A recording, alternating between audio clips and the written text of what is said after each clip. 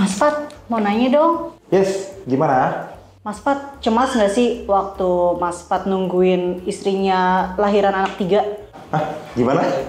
Ini gua apa lu nih yang cemas? Apa janjian aku ya Mas ya? Soalnya kalau kayak berhubungan ke rumah sakit kayak gitu, aku tuh selalu cemas berlebihan. Nah itu gimana ya? Aku bingung dah.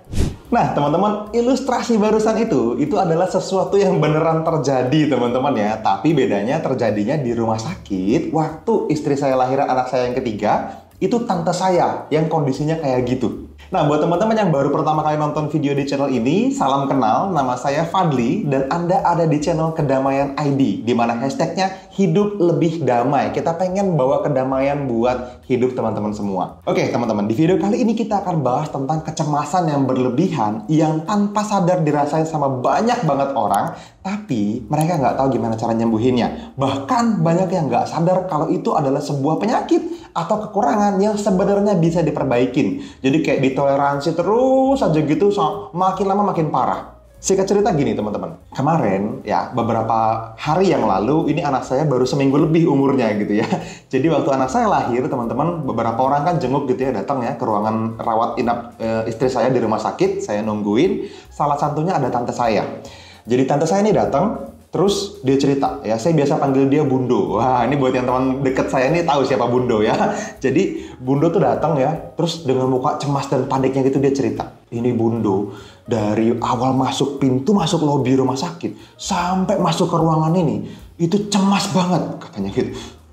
Cemas berlebihan lah pokoknya gitu ya. Dia cerita nih kayaknya, wah ini kayak segala sesuatu yang berhubungan dengan rumah sakit, mau ngelihat orang sakit, mau dia nggak datang ke rumah sakit pun dengar kabar temannya sakit, deg-degan. Jangan-jangan gue juga gitu ya. Jangan-jangan nanti kalau gue kayak gitu gimana ya? Aduh, jangan-jangan gue bentar lagi mati gitu. Itu yang terjadi sama Bundo ya, sama tante saya. Singkat cerita teman-teman, di dalam pertemuan itu gitu ya, dan pernah di pertemuan sebelumnya juga bahkan gitu ya, saya sempat terapi Bundo. Jadi saya sebelumnya, kalau teman-teman sudah kenal saya lebih dulu ya, sebelum saya sebagai pengusaha atau bisnis atau apapun background yang pernah teman-teman kenal, saya pernah di fase hidup saya itu beberapa tahun praktek sebagai clinical hypnotherapist. Jadi punya klinik beneran, jadi hipnoterapis beneran gitu ya. Dan berbagai masalah tuh kayak kecemasan tadi banyak banget ada gitu ya. Kayak depresi, stres, fobia, trauma, macem-macem itu ada. Berhubungan dengan kecemasan ini teman-teman, mungkin Anda juga pernah ngalamin, dan yuk kita sekarang cobain gimana caranya teman-teman bisa lepas dari kecemasan yang berlebihan. Oke, yang pertama teman-teman perlu tahu dulu bahwa saya itu pernah melakukannya, faktanya bahkan ribuan kali.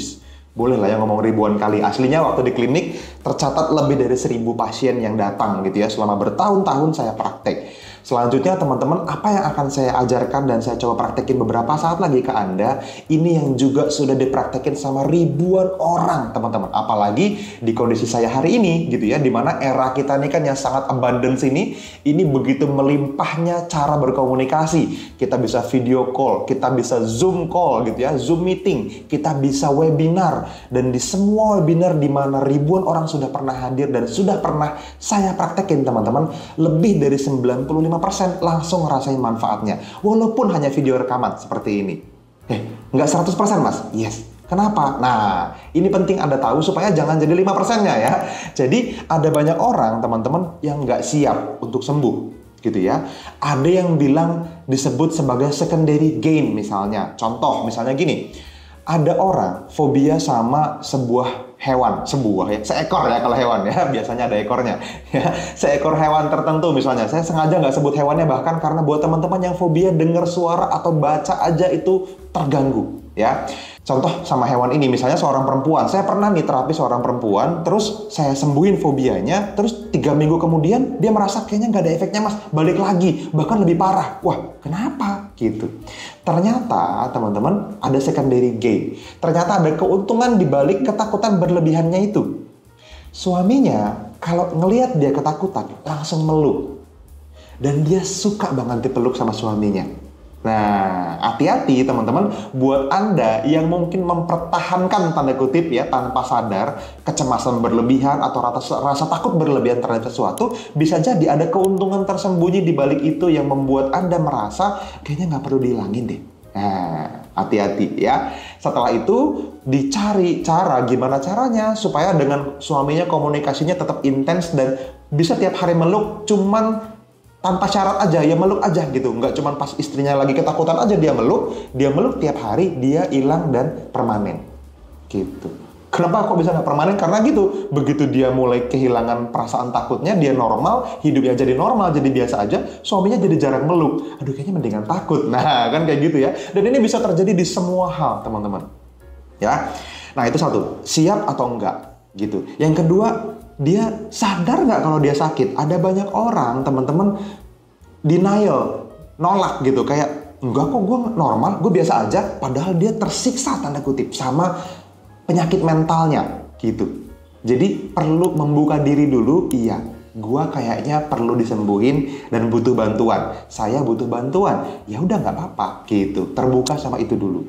Selanjutnya teman-teman perlu mengikhlaskan apa yang sudah terjadi karena ada banyak banget mungkin kerugian-kerugian yang udah teman-teman rasain ketika teman-teman mengalami ketakutan berlebihan atau kecemasan yang luar biasa itu, gitu ya. Kerugian finansial mungkin pernah dirasain, kerugian spiritual mungkin ya hubungan kita dengan Tuhan misalnya, kerugian sosial, wah, dengan sesama manusia, kerugian lingkungan gitu misalnya. Wah, ini kita jadi kurang dihargain karena kita punya kekurangan ini gitu ya. Ini perlu diikhlaskan dulu. Bahkan teman-teman perlu mengikhlaskan kerugian yang mungkin akan muncul karena adanya emosi negatif ini. Ini penting banget. Bayangin, kalau teman-teman terus-menerus dalam keadaan mental yang sakit seperti itu, ada kerugian tambahan lain yang mungkin muncul. Misalnya bisa lebih berat stresnya, bahkan ngaruh ke penyakit fisik ya, psikosomatis gitu ya, penyakit fisik dalam tubuh kita yang terjadi karena psikologis, karena keadaan psikologis, atau bahkan bisa gila loh, jangan-jangan. Hati-hati. Jadi ada banyak banget yang mungkin terjadi sebagai kerugian. Nah, baru yang terakhir teman-teman perlu mengikhlaskan. Teman-teman perlu memberikan perasaan menerima sambil berusaha untuk bisa melakukannya. Nah, salah satunya teman-teman dengan nonton video ini sampai selesai, dengan ikutin semua yang kita pandu, Anda sedang berusaha, Anda mengusahakan untuk bisa melakukan proses penyembuhan. Dan cuma 40 detik. Wah, 40 detik? Yes, cuma 40 detik teman-teman. Saya jelasin singkat. 40 detiknya terbagi menjadi 2 sesi. Di mana 10 detik pertama, teman-teman, ini adalah proses di mana nanti Anda akan tutup mata dan hanya perlu dengar suara saya. Selanjutnya, Anda selama 10 detik itu mengumpulkan perasaan sayang dan cinta. Rasain benar-benar dalam hati. Perasaan sayang dan cintanya sepenuh hati, sepenuh jiwa. Penuhin hati Anda dengan rasa sayang selama 10 detik itu. Setelah itu pertahankan perasaannya. 30 detik berikutnya kita undang the unseen therapist. Kita undang terapis yang tidak terlihat ya. Ini adalah orang, ini adalah Tuhan, ini adalah your future self, ini adalah your greater power, terserah teman-teman sebutnya apa. Saya sebutnya the unseen therapist gitu ya. Gary Craig sebagai penemunya, di mana saya langsung belajar dari beliau, itu nyebutnya the unseen therapist. Terapis yang selama ini sudah ada di diri kita dan kita tinggal izinkan dia bekerja aja. Nah, kita izinkan dia bekerja selama 30 detik berikutnya. Gitu ya. Jadi apapun yang muncul disadari aja, dirasain aja. Setelah itu nanti teman-teman langsung ngerasain intensitasnya jauh berkurang dan ini langsung masuk ke dalam state ego Anda di mana teman-teman punya perubahan permanen dan selamanya bisa jadi pribadi yang lebih baik. Oke, langsung aja kita lakuin prosesnya ya. Sekarang teman-teman cari tempat yang relax untuk bisa tetap tenang gitu ya. Kalau misalnya teman-teman ternyata, aduh saya lagi di motor mas, ya jangan gitu ya. Gimana juga bisa nonton YouTube lu di motor. Atau teman-teman misalnya lagi di kereta yang sangat crowded gitu ya. Nggak apa-apa. Nanti teman-teman tonton lagi videonya. Teman-teman save dulu, copy dulu nih ya. Kan kalau di bawah video ini ada nih menu share gitu ya, di copy, masukin dulu ke clipboard atau pastein ke teman Anda atau ke pasangan Anda supaya teman-teman nanti inget bisa nonton video lagi ini selanjutnya ya. Selanjutnya teman-teman, setelah teman-teman sudah nemuin tempat yang nyaman, yang relax untuk duduk tenang gitu ya. Jangan sambil tiduran ya, yang tiduran yuk bangun, duduk dulu. Setelah teman-teman duduk dengan tenang, teman-teman pejamkan mata dan tarik nafas yang dalam sekarang. Tutup matanya, tarik nafas.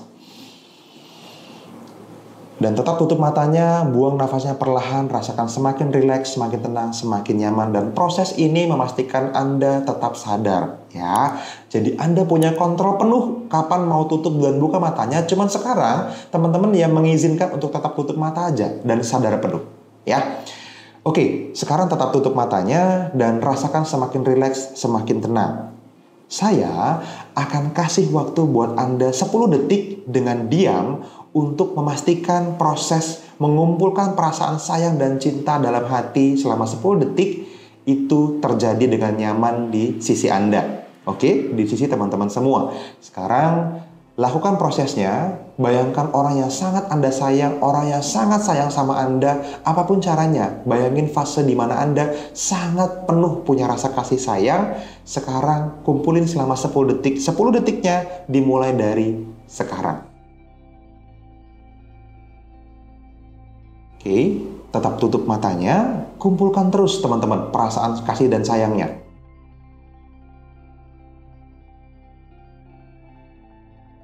Oke, sudah 10 detik, tetap tutup matanya, tetap rasain perasaan kasih dan sayangnya. Sekarang, Anda izinkan the unseen therapist bekerja untuk diri Anda.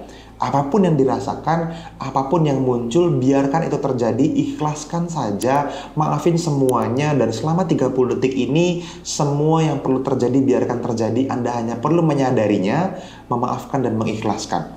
Oke, sekarang bayangkan yang ingin Anda sembuhin, ya, mental health condition yang ingin Anda sembuhin, dan izinkan selama 30 detik the unseen therapist bekerja.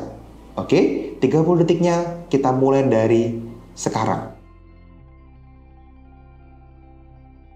Tetap tutup matanya, teman-teman. Biarkan the unseen therapist bekerja. Biarkan dia bekerja. Munculkan aja terus perasaan ikhlas, perasaan cinta, perasaan kasih sayangnya semakin kuat. Yes, Anda berhak sembuh. Anda ingin sembuh. Sebentar lagi,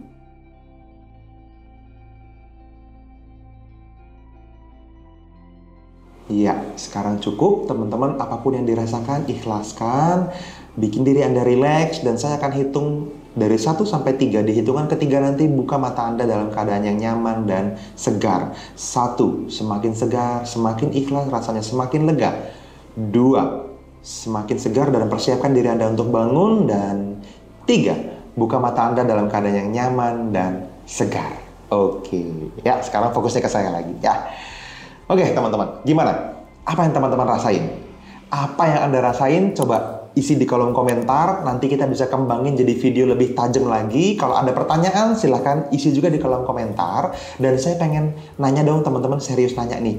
Yang Anda rasakan itu specifically seperti apa? Apakah ada perubahan? Kalau ada perubahan, apa yang terjadi? Silahkan isi juga di kolom komentar supaya teman-teman yang lain juga bisa ngerasain, dapetin manfaatnya berdasarkan sharing yang teman-teman lakuin. Sehingga manfaatnya lebih luas juga buat orang lain.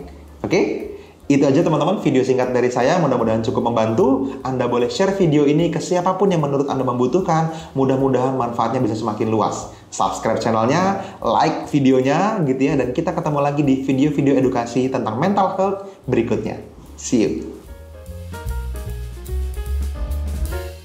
Mas Fadli, gimana rasanya? Cemas nggak waktu pas... Mas Fad, waktu pas istrinya lahir, Tiga terus.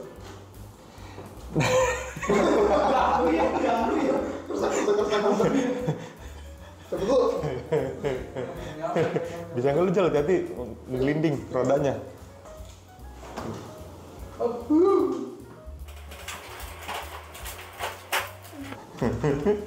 Bersama yang sekolah ini Pak.